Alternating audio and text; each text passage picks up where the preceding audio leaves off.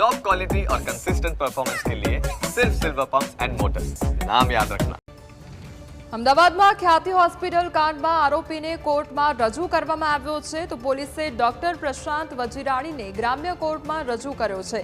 Crime બ્રાન્ચે પ્રશાંત વજીરાણીના 7 દિવસના remand માંગ્યા છે તો સ્પેશિયલ પબ્લિક પ્રોસિક્યુટર વિજય બારોટે ગ્રામ્ય કોર્ટમાં રજૂઆત કરી છે। પીએમજેવાય યોજનાનો ખોટો ઉપયોગ કરી આરોપીએ રાજ્ય સરકારની તિજોરી પર નુકસાન કર્યું હોવાની રજૂઆત કરી છે। ખોટા દસ્તાવેજ બનાવી રાજ્ય સરકારની યોજનાઓનો ખોટો ઉપયોગ કર્યો અને સમગ્ર ગુજરાતમાંથી હાલના તબક્કે ફરિયાદો મળી રહી છે તથા ખ્યાતિ હોસ્પિટલના કારણે અનેક લોકોના મોત થયા હોવાની રજૂઆત કરવામાં આવી તો આખું ષડયંત્ર સુનિયોજિત હોવાની કોર્ટ સમક્ષ રજૂઆત કરવામાં આવી છે। ગઈકાલે અમે 2 મોબાઈલ જપ્ત કર્યા છે તે અંગે તપાસ કરાવી જરૂરી, દરેક દર્દીને નાખવામાં આવેલા સ્ટેન્ડ ક્યાંથી લાવ્યા હતા તે તપાસ પણ જરૂરી છે તે અંગે પણ વાત કરવામાં આવી છે।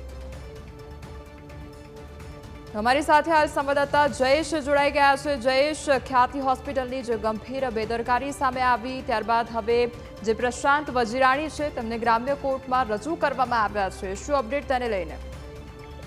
जी ચોક્કસ ખ્યાતિ હોસ્પિટલ કાંડ મામલે જે એક મુખ્ય જે આરોપી ઝડપાયેલો છે એ ડોક્ટર પ્રશાંત વજીરાણીને ગ્રામ્ય કોર્ટમાં અમદાવાદ ક્રાઇમ બ્રાન્ચ દ્વારા છે તે રજૂ કરવામાં આવ્યો અને 7 દિવસના રિમાન્ડની છે તે માગણી કરવામાં આવી હતી। સાથે એ દલીલ સ્પેશિયલ પીપી દ્વારા કરવામાં આવી કે આરોપી છે તેને રાજ્ય સરકારની તિજોરીને નુકસાન પહોંચાડ્યું છે, રાજ્ય સરકારની જે યોજના હતી તેના લાભો છે તે લીધા છે, સાથે ખોટા દસ્તાવેજો બનાવી અને રાજ્ય સરકારને જે યોજના છે તેનો પણ ખોટો ઉપયોગ કર્યો છે। ત્યારે સમગ્ર ગુજરાતમાંથી અનેક જિલ્લાઓમાંથી છે ફરિયાદો મળી રહી છે ત્યારે તપાસ કરવી જરૂરી છે। ખ્યાતિ હોસ્પિટલના કારણે અનેક લોકોના મૃત્યુ થયા હોવાની વાત પણ સ્પેશિયલ પબ્લિક પ્રોસિક્યુટર દ્વારા કરવામાં આવી છે ને આખું જે ષડયંત્ર છે તે સુનિયોજિત રીતે ચાલી રહ્યું હતું એ દલીલ પર કરવામાં આવી છે। સાથે ક્રાઇમ બ્રાન્ચ દ્વારા જે ડોક્ટરોના ઘરે રેડ કરવામાં આવી હતી તેમાં 2 મોબાઈલ છે તે પણ મળી આવ્યા છે ત્યારે તેની તપાસ કરવી પણ જરૂરી હોવાથી 7 દિવસના રિમાન્ડની માગણી કરવામાં આવી હતી। ત્યારે